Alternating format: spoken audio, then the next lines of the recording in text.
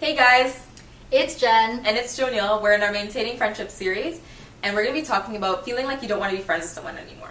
A friend of mine came up to me to ask for my opinion. He told me that his friend from high school came up to him recently. They're having some coffee, and his friend said, all we do is just meet up for coffee, tell each other what we did in our lives, and then split up. We used to play sports together, we used to go travel together, go to movies, we actually did stuff. He wanted my friend to kind of recommit to the friendship and do adventures together, actually plan out time instead of just reporting back and forth to each other. My friend felt like he couldn't do that because he was doing a lot of his own schoolwork, getting ready for his career.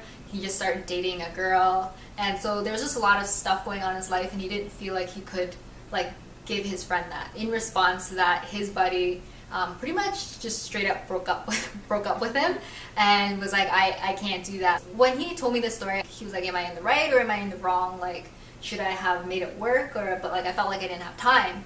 And at first I just thought his buddy was just kind of out of line. It was really unreasonable. Why can't you just go out for coffee if someone's busy? Why can't you just be more understanding? But when you and I talk about it, I kind of see where his friend's coming from now. It's up to two people to make a relationship work, and if his friend wanted a different type of friendship and invest his time differently, then he has the right to kind of upright say it. It just kind of sounds harsh because it's unheard of. I can understand that too, because when we were talking about it, we were talking about feeling like you're doing it out of obligation, and you're kind of carrying this burden, and the friendship is kind of a weight. Yeah. And when you kind of think about it, his friend kind of basically just thought about himself and kind of released that weight, kind of release that burden, and he thought it was the best decision for him to move forward with his life.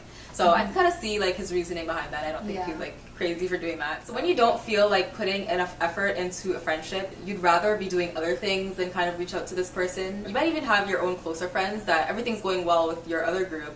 So it's kind of well, why am I trying to put so much effort into this? So it's not working, we're drifting, it's getting weaker. It's just extra energy that I don't need to be wasting.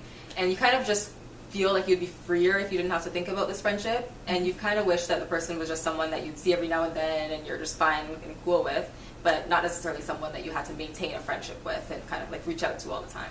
Usually we're always thinking how do we maintain it? It's still a friend, we should work on it. You don't want to just drop the person. It's how do you kind of transition from your once friends to well, now I don't want to be friends with them anymore. We remembered something that we read online that resonated with us. Main characters in one chapter may become minor characters in another for your story to progress. What this means to us is that those friendships that you had, sometimes they're there for a reason in what you're experiencing, or they're there to teach you something, and you don't know this until you look back in retrospect of seeing a whole stage of your life. Say it was old high school friends that you had a lot of fun together at that time, but then you went to university and things changed. But it's at that time you learned so much from that person.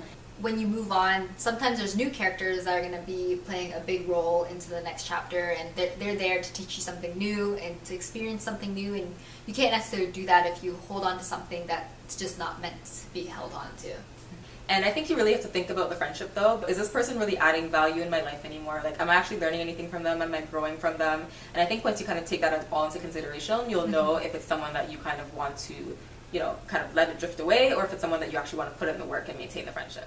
Yeah. So definitely don't discount or devalue the friendship that you once had, because it definitely played an important part in your life, and it's what got you to where you are today as well, made you the person that you are, and made you learn the things that you did. And sometimes friendship drifts, and that's just okay. That's just how life goes. Main characters in one chapter may become minor characters in another for your story to progress.